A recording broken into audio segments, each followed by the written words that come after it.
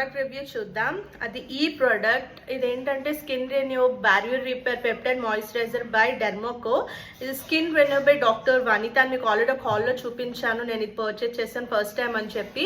ఇది యూజ్ చేసిన తర్వాత దీని రివ్యూ మీకు చెప్తానని కూడా చెప్పాను. సో నేను కంప్లీట్గా యూజ్ చేశాను. చూడండి, నథింగ్ లెఫ్ట్. చాలా మంచి ప్రోడక్ట్ అండి. నేనైతే 100% రికమెండ్ చేస్తున్నాను.